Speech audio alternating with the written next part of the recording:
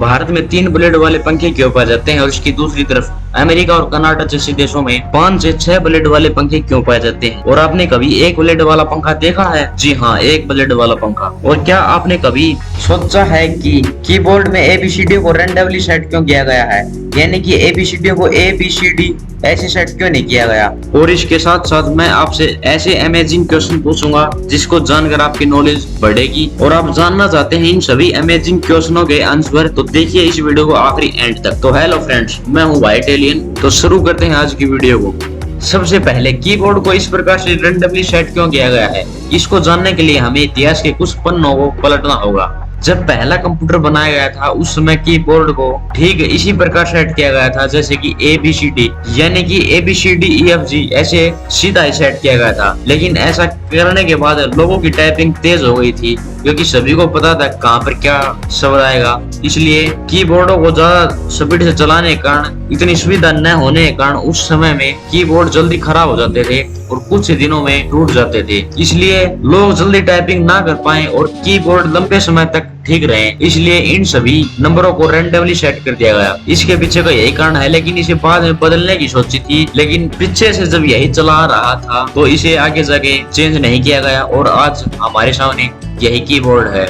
चलो अब मैं पूछता हूँ आपसे एक जिज्ञासा क्वेश्चन। ऐसी कौन सी नदी है भारत की जो कर्क रेखा को 2 बार काटती है? जी हाँ, 2 बार काटने वाली एक ही नदी कर्क रेखा को। ऐसी काफी नदियां हैं जो कर्क रेखा को काटती तो हैं लेकिन सिर्फ एक ही बार काटती हैं, लेकिन एक नदी है जो 2 बार काटती है। जो क्वेश्चन का उत्तर जानता है वो उसे कॉमेंट बॉक्स में लिख सकता है और जो नहीं जानता उसको मैं बताऊंगा। वो है माही नदी जो की कर्क रेखा को 2 बार काटती है। इस नदी का उद्गम मध्य प्रदेश में होता है और यह अरब सागर में गिरती है। ये एक अमेजिंग इंफॉर्मेशन है, इसको ध्यान में रखो। और अब आते हैं हम अपने सबसे महत्वपूर्ण टॉपिक के ऊपर।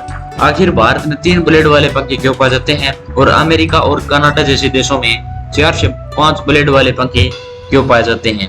अब बीच में कोई मुझसे बोलेगा कि मैंने भारत में भी 4 से 5 ब्लेड वाले पंखे देखे हैं, तो भाई मैं आपको बताना चाहता हूँ कि 99% भारत में 3 ब्लेड वाले पंखे पाए जाते हैं। लेकिन ऐसा है क्यों? क्या ये सिर्फ डिजाइन के लिए है? तो मैं आपको बता देता हूँ, पंखे में जितनी ज्यादा प्लेट होंगी पंखे पर दबाव उतना ही ज्यादा पड़ेगा और पंखे पर दबाव पड़ने के कारण उसकी हवा भी कम होती चली जाएगी।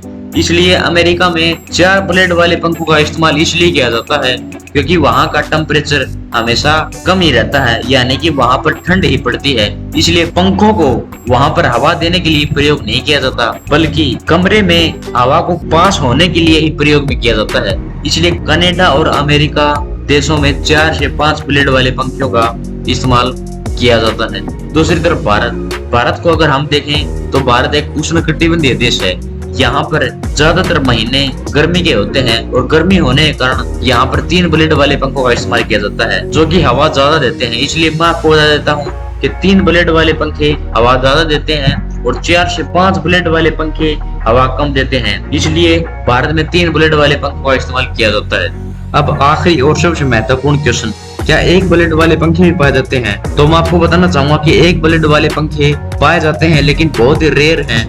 ये पंखे उन्हीं देशों में पाए जाते हैं जहां पर टेम्परेचर लो ही रहता है, यानी उन देशों में पाए जाते हैं जहां पर ठंड ज्यादा पड़ती है। क्योंकि 1 ब्लेड वाला पंखा आपको पता ही होगा दबाव न बनने के कारण हवा नहीं देगा और ये पंखे आपको आमतौर पर घरों में नजर नहीं आएंगे बल्कि किसी बड़े रेस्टोरेंट या होटल में नजर आएंगे जो सिर्फ वहाँ की डेकोरेशन बढ़ाने में ही काम आते हैं। ये आपको इंडिया के होटल में भी देखने को मिल जाएंगे जो कि होटल की खूबसूरती और एक यूनिकनेस को बढ़ाने में प्रयोग किए जाते हैं। इनका हवा से कोई ताल्लुकात नहीं होता है। ये अभी इतनी ज्यादा पॉपुलर नहीं हुए हैं लेकिन धीरे धीरे डेकोरेशन के रूप में इनका उपयोग अमेरिका और कनाडा जैसे ठंडे देशों में किया जा रहा है। आपको ये तो पता चल गया कि कर्क रेखा को 2 बार काटने वाली नदी कौन सी है। और अब मैं आपसे पूछता हूँ कि मकर रेखा को 2 बार काटने वाली नदी कौन सी है? नीचे कमेंट बॉक्स में लिखकर जरूर बताएं। और आप ऐसे ही अमेजिंग इंफॉर्मेशन हमेशा चाहते हैं तो आप अपने चैनल को सब्सक्राइब कर सकते हैं और नोटिफिकेशन को ऑल पर क्लिक कर देना